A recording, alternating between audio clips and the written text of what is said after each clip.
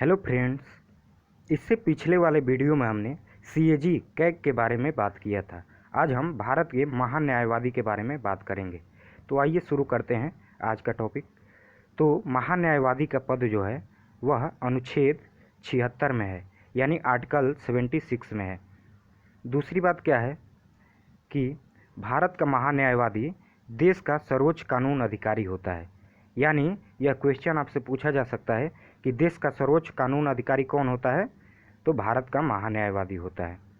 इसके कार्यकाल के नियुक्ति के बारे में बात किया जाए तो इसकी नियुक्ति राष्ट्रपति के द्वारा की जाती है और कार्यकाल यह राष्ट्रपति के प्रसाद पर्यंत पद धारण करता है। यानी कि यह जब तक राष्ट्रपति चाहे तब तक यह अपनी पद पर बना रह सकता है।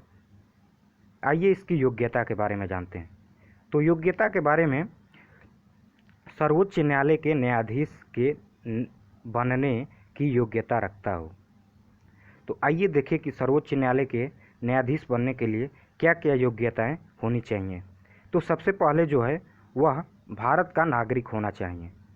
दूसरा फिर है कि किसी उच्च न्यायालय में लगातार कम से कम 5 वर्षों तक न्यायाधीश रहा हो, या एक से अधिक हाई कोर्ट में लगातार 10 वर्षों तक अधिवक्ता रह चुका हो, या राष्ट्रपति की राय में वह न्यायिक मामलों का योग्य व्यक्ति हो। यानी कि यह तीनों में से कौन कौन तीनों?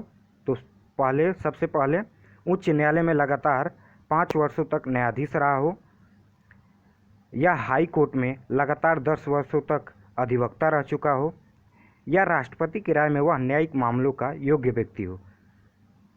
इस तीनों में से अगर एक प्रावधान को वह पूरा करता है तो वह सर्वोच्च न्यायालय के न्यायाधीश बनने के योग्य है।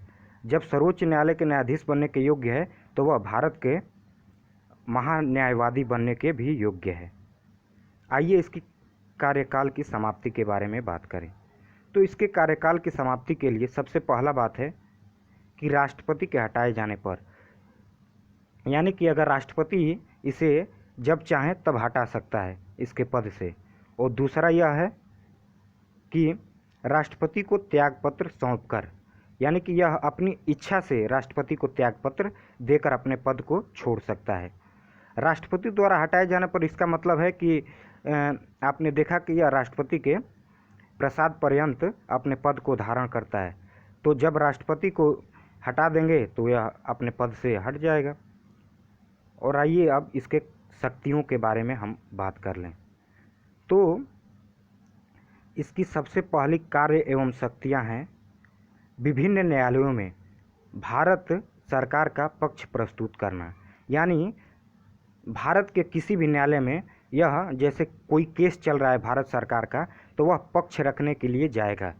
दूसरा इसका जो काम है कानूनी मामलों में भारत सरकार को सलाह देना। जैसे मान लीजिए कोई कानून बनाया गया है संसद द्वारा, अगर उसमें कोई आर्टिकल मौलिक अधिकार को हनन कर रहा है तो भारत का महान्यायवादी सलाह देगा कि यह प्रावधान जो इसमें आर्टिकल में किया गया है वह हमारे मौलिक अधिकार को हनन कर रहा है, तो वह सलाह देगा। और यह राष्ट्रपति द्वारा सौंपे जाने पर कोई अन्य कार्य करेगा। यानी राष्ट्रपति अगर कोई और काम करने के लिए दे दे तो वह उसको भी करेगा। फिर अगला क्या है, उसे भारत के सभी न्यायालयों में सुने जाने का अधिकार है। अगर कोई केस है मान लीजिए भारत सरकार का, तो वह भारत सरकार के पक्ष में जाकर उसका सब प्रावधान को प्रस्तुत करेगा न्यायालय में। फिर अगला संसद के दोनों सदनों एवं समितियों में जा सकता है। यानी कि संसद, लोकसभा और राज्यसभा दोनों सदनों में, समितियों यानी मीटिंग में भी जा सकता है, लेकिन मतदान करने का अधिकार नहीं है। लेकिन वह मतदान नहीं कर सकता है जाकर।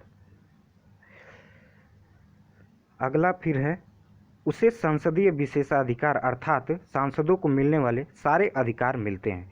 यानी भारत के एक सांसद को जो जो अधिकार मिलता है वह सारे अधिकार इसको मिलते हैं। ठीक है दोस्तों, ये कुछ थोड़ी सी जानकारी थी जो हमने आपको दी। ऐसे ही वीडियो मैं फिर अगले लेकर आऊँगा आपके लिए। ठीक है, नमस्कार हमारे दोस्तों, धन्यवाद।